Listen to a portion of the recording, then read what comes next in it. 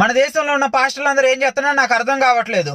ఏందనంటే social మీడియాలో దేవుడి గురించి ఒక తప్పుడు ప్రచారం ఉంది. ఏంటంటే ఆడవాళ్ళ చెంగులు ఎత్తుతాను, వాళ్ళ మానాలు 10 మందిలో వాళ్ళ పరువు తీస్తాను అన్నట్టు ఉంది అని చెప్పి తప్పుడు ప్రచారం చేస్తున్నారు. అసలు అది దేవుడు చెప్పింది ఆడవాళ్ళ గురించి కాదు, ఒక నినివే అనే పట్టణం గురించి.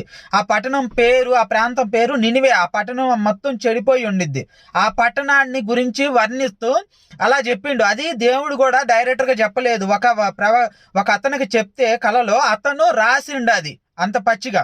కానీ అక్కడ ఆడవాళ్ళ గురించో లేకపోతే ఆడవాళ్ళని సంబోధించో అక్కడ మాట్లాడలేదు. ఒక పట్టణం గురించి, ఇప్పుడు మన దేశంలో ఉన్న నదులకి ఆడవాళ్ళ పేర్లు ఎలా అయితే పెట్టారో అలాగనే ఒక పట్టణాన్ని ఆడవాళ్ళగా అభివర్ణిస్తూ అలా ఒక ప్రవర్త లేకపోతే ఎవరో తెలియదు ఒక వ్యక్తి గురించి అది చెప్పింది. దాన్ని నా కొడుకులు తప్పుడు ప్రచారం చేస్తున్నారు, దేవుడు ఆడవాళ్ళ గురించి ఇలా మాట్లాడిందని.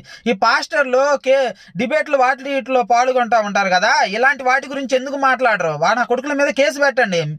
మీరు మాట్లాడొచ్చు కదా, నువ్వు పెట్టొచ్చు కదా అని అంటే, నేను మత ప్రచారాల్లో లేను, నేను రాజకీయాల గురించి మాట్లాడుతున్నాను, నేను మతం గురించి స్టాండ్ తీసుకోలేదు.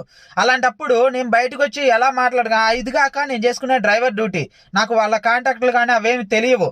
ఈ పాస్టర్లు వీళ్ళు భక్తిలో ఉన్నారు కదా, మరి వీళ్ళందరూ ఏం చేస్తున్నారు? ఇలాంటి నా కొడుకుల మీద కేసులు పెట్టకుండా, యాక్షన్ తీసుకోకుండా, కనీసం ఖండించకుండా